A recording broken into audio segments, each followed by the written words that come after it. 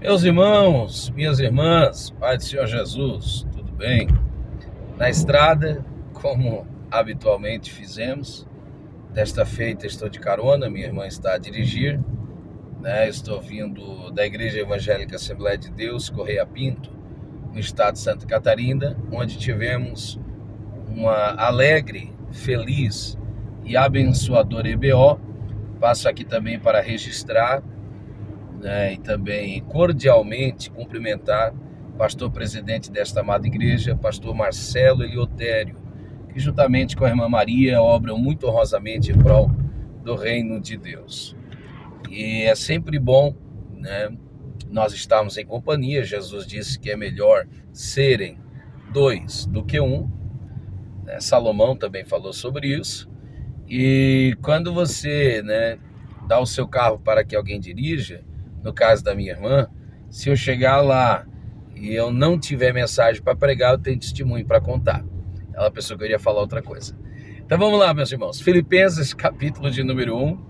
Esta carta que é chamada para muitos, e o apóstolo Paulo descreve como a coroa das suas cartas, né?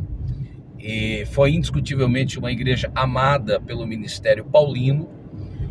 Alguns pensadores eruditos, estudiosos, William Barclay, por exemplo, e outros atuais, mais contemporâneos, comungam da mesma ideia, como o reverendo Hernandes Dias Lopes. Eles creem que a igreja de Corinto foi a igreja mais problemática. Eu acho que todos nós somos unânimes pelos seus escritos. Paulo trata poucas coisas ali acerca de teologia propriamente dito, mas escreve na resolução de problemas. Porém, eles creem que também, por consequência disso, aquela igreja que mais deu problema também trouxe mais alegria e foi uma das igrejas mais amadas. Outros creem que foi a igreja de Filipos. Mas, fato é, Filipenses, capítulo de número 1, versículo de número 15, Paulo escrevendo, aqui ele está dizendo, no verso 12, ele diz que as coisas que lhe aconteceram para o bem, para a contribuição, para a expansão do evangelho. Isto por quê? Porque a obra é mais importante do que o obreiro. Então sofra o obreiro, mas não sofra a obra.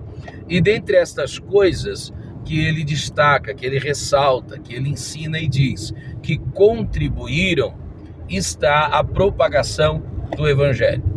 Poderíamos destacar algumas coisas. Por exemplo, os crentes animaram-se em Deus por intermédio de Paulo, porque ele está preso, mas ele mesmo diz na sua carta da prisão que ele está preso, mas é um prisioneiro de Cristo e não de César, mas a palavra de Deus está em liberdade. E os irmãos, tomando conhecimento de que ele estava preso, então entusiasmaram-se, como quem diz, ele está preso e está pregando, e nós em liberdade, porque não faríamos, ou porque faríamos diferente, e não faríamos igual também, pregando, levando o evangelho além.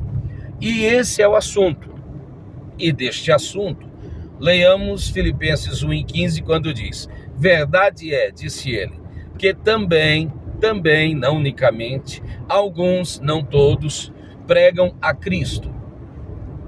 Pregam o que é certo, porém com motivações equivocadas, disse ele. Uns por inveja, outros por contenda e outros, glória a Deus por isso, de boa vontade. Tem outro vídeo que eu falo sobre isso, que motivação não é tudo, mas é importante, é um combustível que age em mim, além de uma boa aplicação, tem uma boa motivação naquilo que prego, naquilo que aplico. Uns da verdade, diz o verso 16, anunciam a Cristo por contenda, não puramente.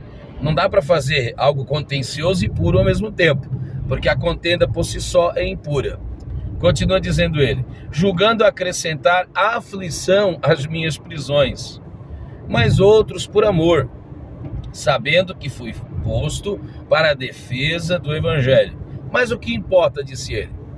Quer dizer, que sofra eu, o que importa isso? Importante é que Cristo seja anunciado de toda maneira, ou com fingimento, ou com verdade, nisto me regozijo. E mais, disse ele, me regozijarei ainda mais. Vocês sabem que um dos indicativos de que a igreja de Corinto era uma igreja mimata, neófita, e neófito ali não necessariamente é porque ela é nova, mas sim porque ela não cresce, e Paulo fala sobre isso, 1 Coríntios capítulo 3, e um dos indicativos pelos quais pode considerar-se esta igreja uma igreja carnal, menina, imatura, é porque eles vivem contenciosamente. E nos grupinhos personificados, que eles estão ali cultuando a tietagem, a personalidades, eles citam Apolo, eles citam Paulo, citam Cefas e outros citam e diz: não somos de ninguém, somos de Cristo. E quem sabe um assunto para um outro vídeo, julgo que eles eram os piores. Mas a questão aqui é, o apóstolo Paulo, escrevendo aos Coríntios, ele diz o seguinte, que ele pregou com simplicidade. Então ele faz uma análise da sua mensagem. Ele diz: o que vos preguei, vos anunciei é verdadeiro, porém é simples. Então, para ser verdadeiro, para ser poderoso, para ser apoteótico, não precisa ser complexo, pode ser simples. Só que ele tem essa percepção, tem essa consciência e não nega em anunciar, ok? A Bíblia testemunha acerca de um outro pregoeiro que passou por aquelas cercanias, chamado Apolo. E a Bíblia descreve, fala bem deste, e distingue-se Apolo dos demais pelo poder da retórica, pelo poder da oratória. Então, o sermão de Apolo é mais complexo. Você estudando as cartas paulinas, você perceberá que Paulo abre mão de algo que lhe é de direito. Ele diz que digno é o obreiro do seu salário, mas para não escandalizar ninguém, ele trabalha com as próprias mãos. Se você pegar Filipenses 4,15, vai pegando a minha linha de raciocínio, né? Vai fazendo essa conjuntura. Filipenses 4,15, ele diz que vindo da Macedônia, Timóteo e Silas trouxeram-lhe uma oferta. E então ele pôde dedicar-se com integridade, integralmente ao Evangelho. Se você pegar os primeiros capítulos de 1 Coríntios, você perceberá que diferente, por exemplo, da carta aos Efésios, chamado de carta das alturas, ou da carta aos Colossos, por exemplo, ele não trata de coisas assim, teologicamente falando, tão profundas. Ele é mais raso. Falar que Paulo é raso é meio complicado, né? Mas considerando e tendo por base o nível em que ele se encontra. E qual a justificativa para isso? Bom, a justificativa é a seguinte: ele tem que ter uma jornada dupla, ele trabalha com as próprias mãos como fazedor de tendas, porque ele é oriundo da cidade de Tasso, e ele tem que dividir a sua vida, né, pessoal, ele precisa dividir as suas lides seculares com aquelas espiritualmente falando.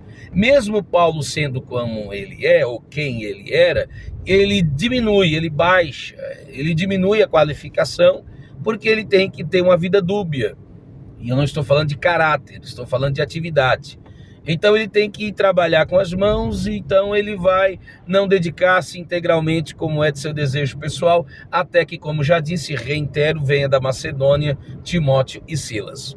Mas perceba-se, o ponto nevrálgico da minha fala, o culminante, né, pico do Everest, daquilo que quero anunciar-lhes, é o seguinte: nem sempre dá para ser profundo e complexo como Apolo. No meu caso, ainda que eu tentasse e ainda que vivesse integralmente, ao menos que a graça de Deus se manifestasse de uma maneira muito diferente, porque eu sou incapaz. Eu não tenho tamanha oratória, tamanha hermenêutica, tamanha capacidade, tamanha profundidade para tanto. Mas, mesmo dentro do meu parâmetro de limitação, há vezes que conseguimos ir um pouquinho além e outras vezes que, infelizmente, ficamos um pouquinho aquém.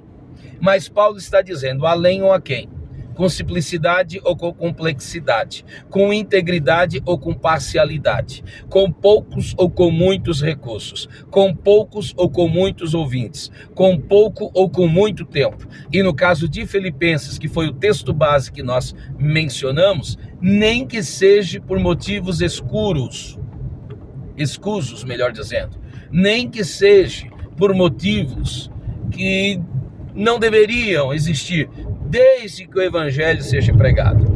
Então, segundo Timóteo 4,2, ele disse a Timóteo: pregue em tempo e fora de tempo, insistentemente pregue a palavra. Às vezes conseguimos fazer melhor, às vezes nossa limitação impede de fazermos e darmos o nosso melhor. Ainda que o meu melhor nunca será o melhor, mas pelo menos é o meu melhor. Mas se eu não conseguir fazer o meu melhor, o importante é que eu faça algo. Se eu não fizer muito, faço pouco. Agora, o que eu não posso ficar é no espírito de comodidade e sentar-me nisso, fundamentar-me nisso para dizer não vou fazer nada. Então faça, ainda que seja pouco, faça, ainda que seja pequeno, faça, ainda que seja com limitação, faça, ainda que você julgue-se que é capaz de fazer mais, mas que por algum motivo você não consiga fazer mais, mas faça. Fazer menos é melhor do que não fazer nada. Fazer menos, às vezes, também é fazer alguma coisa. Porque o pouquinho que você julga ser feito, ou o limitado que você julga ser feito, ou o pouco ou simples que você julga estar fazendo, pode ser muito para aqueles que estão ouvindo. Então essa é a minha palavra, em tempo, fora de tempo. Importa é que Cristo Jesus, o Evangelho, seja pregado. Seja por via dessa plataforma, o Evangelho seja pregado. Seja virtual, o Evangelho seja pregado. Seja presencial, o Evangelho seja pregado. Seja para multidões ou para 2 ou 3. Jesus fez isso. Paulo, escrevendo lá em Atos Apóstolos capítulo 20, na sua despedida da igreja aos Éfesos, ou melhor dizendo, aos Efésios, ele disse em Éfeso, ele disse aos anciões que vieram de Mileto e outros lugares, ele disse, eu preguei publicamente, preguei de casa em casa, preguei para muita gente, preguei para pouca gente, preguei em tempo e fora de tempo, o que eu não deixei de fazer foi anunciar-lhes. E ele disse, Deus é minha testemunha que por 3 anos, diuturnamente, isso é dia e noite, com rogo, com lágrimas, com humildade, serviu o Senhor pregando-lhes todo o conselho de Deus. Atos capítulo 20, verso 27. Então, mais do que pregar somente Bíblia, sola Bíblia, é preciso pregar total Bíblia. Isso é, toda a Bíblia. Que seja pregado o Evangelho de Cristo. Evangelhos são boas notícias, são boas novas. Mas de que vale eu ser portador de uma boas novas se eu retê-las, se eu não comunicá-las? Boas novas só serão boas se essas novas forem anunciadas a novas gentes, a novas pessoas, a novos públicos, em novas plataformas, com novos objetivos, mas sempre com o mesmo destino final. Deus te abençoe em Cristo Jesus. Esse é nosso pão diário, essa é a nossa reflexão. Pregue, meu irmão. Pregue, querido. Pregue. Se você pregar pouco, pode ser pouco, mas pelo menos está pregando. É melhor do que não pregar nada. Quem tenta pode errar, quem não tenta já errou. Deus te abençoe em Cristo Jesus. Não há desculpas para ficarmos na inércia. Então, em nome de Jesus, saia da zona de comodidade. Vamos além. Que Deus nos ajude. Geograficamente, até os confins da terra. Cronologicamente, até a consumação dos séculos. Deus te abençoe em Cristo Jesus. Amém.